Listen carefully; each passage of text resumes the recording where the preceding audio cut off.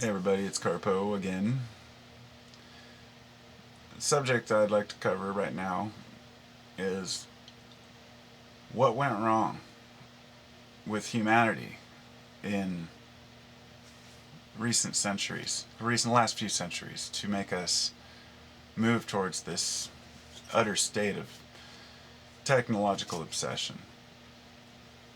And folks will say that since we had the ability to make these things, of course we're going to yearn for making more and better things to try to simplify our lives. The idea of invention and creation is to simplify our lives, but they've made them more complex.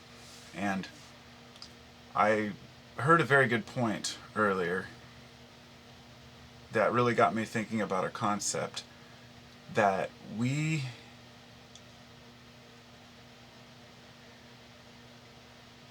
well, okay, it's based on Darwinism and where this misconception comes of Darwinism, and it's the reason why so many people are opposed to Darwinism. And I'm starting to understand this. It's not about the evolutional theory. See, that's not the problem, because we know now that it's a combination of evolution and perhaps a higher intellect. But I'm not going to expound on that issue. This isn't about whether there's a God or not. It's about why Darwinism became such an obsession. And it's because it's not the concept itself of evolution. See, what it is that Darwinism, for the first time in history, took the responsibility for who we are out of God's hands and made it our own problem. And a lot of religious philosophies were very vehemently opposed to that, because they know that it's a lot easier to have, I guess, a God to blame, or a devil, or whatever you might be, to explain things away by saying this is God's will. Now, what Darwinism did was it basically said we've evolved to where we are by random chance and mutation. All of the ancient religions and all of these gods are all false, and that we have basically, we are in control of the world. So here's what the problem was, is that we broke away from our faith, not in a God, but our faith that nature would take care of us. And by having a view that showed that we may not be descended from anything more than just chance, it gave humanity kind of a springboard to say, hey, this is what we've become. We have nobody to answer to except for ourselves. And therefore, we're going to have to make this world fit our needs. And that's, I think, a turning point.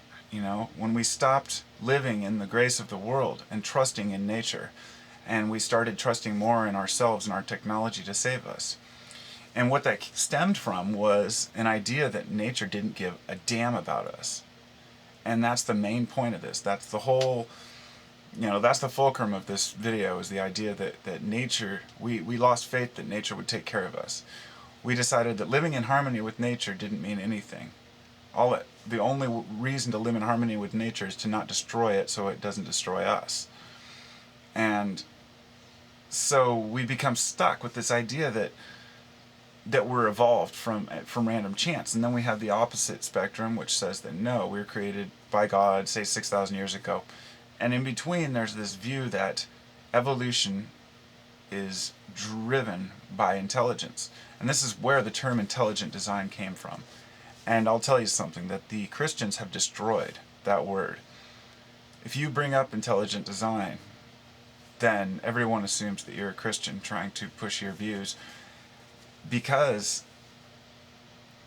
that's basically, I've seen the religions, what they're doing is they're grabbing any scientific ideas, any philosophies, or anything that they can't dispute, and they're using it to fit into their view and their worldview of how things are.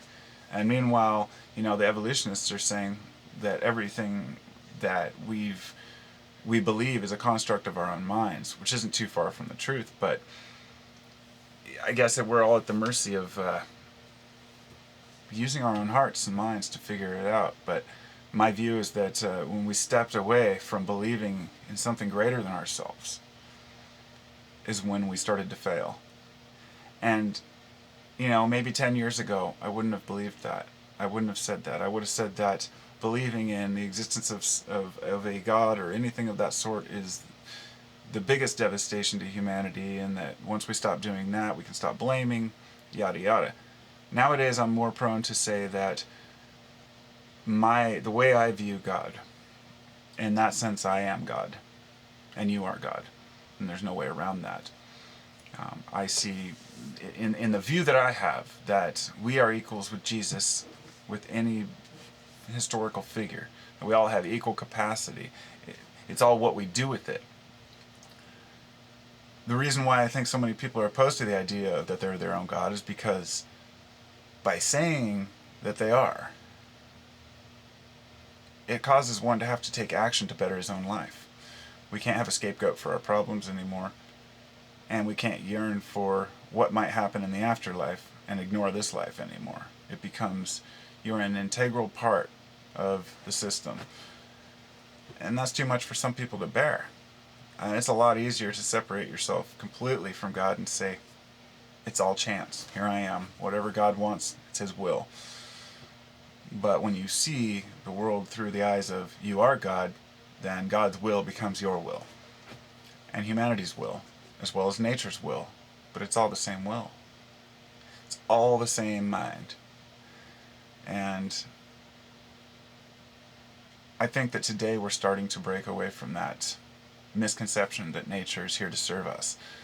But a lot of us feel like it's too late. Like, shit, we've gone too far. We've abandoned, all of our good principles, and now we're stuck living in cities. It's tough.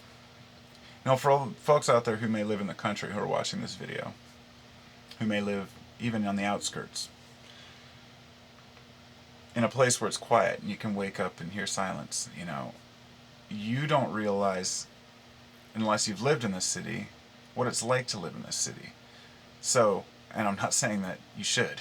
Please don't. The city sucks.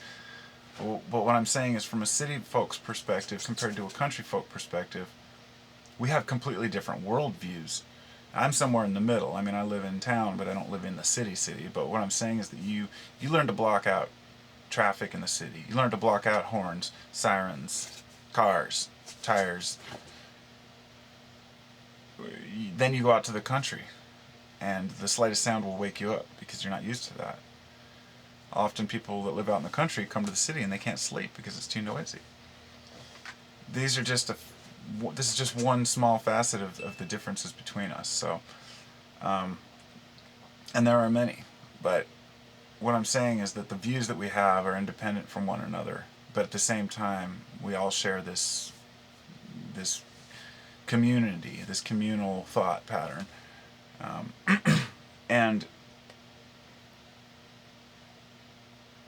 we all are starting to realize what we've done wrong. I guess that's all. I better just leave this as it is, because I don't really know where to go with this. I guess my only point was I wanted to say that during the Darwinian moment in history, this is what we did, was we were able to separate ourselves completely from any responsibility and say, oh well, we're here for one run, we got one life, make as much money as you can. And the last couple 100 years have shown what that's got us, and it hasn't made us any happier as people. And I think that's something that people really need to grasp, to understand, is that the things that we keep creating to make ourselves happy are only distractions. I don't see anybody happier than they were 20 years ago because they have cell phones now. I see them as more distant. And that same goes with everything. So slowly weaning ourselves off of these things, and we come to terms with who we are. We're independent. Yeah, we're all together. So I'll have to think about this one further. Peace out.